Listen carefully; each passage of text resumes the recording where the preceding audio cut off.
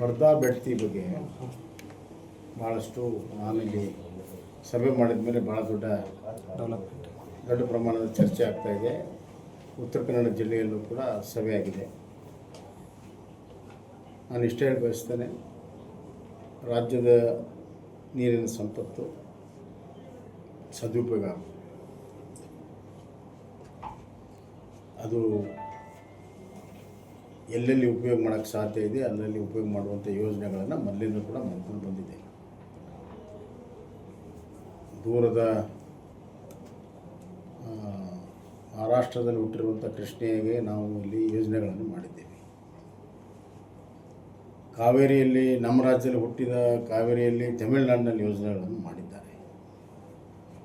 ಯಾಕಂದರೆ ನದಿ ಅಂದರೆ ಅದು ಹರಿಯುವಂಥ ಒಂದು ಜಲ, ಒಂದು ಕಡೆ ನಿಲ್ಸೋಕ್ಕೆ ಸಾಧ್ಯ ಇಲ್ಲ.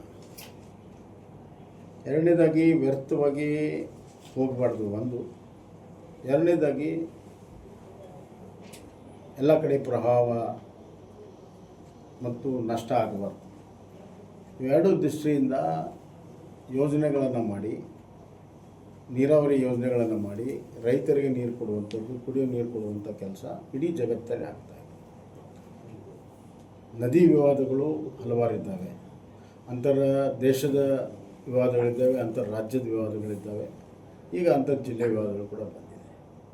ಹಿಂದಿನ ಸ್ವರೂಪದಲ್ಲಿ ವರ್ಧಾ ಬೇಡ್ತಿ ಆದಾಗ ಭಾಳಷ್ಟು ನಷ್ಟ ಆಗ್ತದೆ ಅಲ್ಲಿಯ ನೈಸರ್ಗಿಕ ಸಂಪತ್ತಿಗೆ ಅಂಥೇಳಿ ವಿರೋಧವನ್ನು ಮಾಡಿದರು. ಆದ್ದರಿಂದ ನಾವು ಕೂಡ ಆಯಿತು ಅಂತ ಹೇಳಿ ಈಗ ಅದನ್ನು ಮಾರ್ಪಾಡು ಮಾಡಿ ಯಾವುದೇ ರೀತಿಯ ನಷ್ಟ ಆಗದಂತೆ ಯೋಜನೆಗಳನ್ನು ರೂಪಿಸಿದ್ದೇವೆ. ಇದು ದಕ್ಷಿಣ ಕನ್ನಡ ಜಿಲ್ಲೆಯ ಜನರಿಗೆ ಸಂಪೂರ್ಣವಾದ ಮಾಹಿತಿ ಕೊಡುವಂಥದ್ದು ಅವಶ್ಯಕತೆ ಇದೆ. ಮತ್ತು ಯಾರ್ಯಾರಿಗೆ ಇದಕ್ಕೆ ಆಪತ್ತಿದೆ ಅಲ್ಲಿಯ ಪರಮ ಪೂಜ್ಯರ ಜೊತೆಗೆ ಮಾತನಾಡುವಂಥ ಅವಶ್ಯಕತೆ ಇದೆ. ನಾನು ರಾಜ್ಯ ಸರ್ಕಾರಕ್ಕೆ ಆಗ್ರಹ ಮಾಡ್ತೀನಿ, ಈ ಯೋಜನೆಯ ಬಗ್ಗೆ ಸಂಪೂರ್ಣವಾದ ಮಾಹಿತಿಯನ್ನು ಸಾರ್ವಜನಿಕರಲ್ಲಿ ಹಂಚಿಕೊಂಡು ಸಂಬಂಧಪಟ್ಟಂಥ ಉತ್ತರ ಕನ್ನಡ ಜಿಲ್ಲೆಯ ಮುಖಂಡರ ಜೊತೆಗೆ, ಸ್ವಾಮೀಜಿಯವರ ಜೊತೆಗೆ ಚರ್ಚೆಯನ್ನು ಮಾಡಿ ಅವ್ರ ಮನವೊಲಿಕೆಯನ್ನು ಮಾಡುವಂಥ ಕೆಲಸ ಮಾಡಬೇಕು.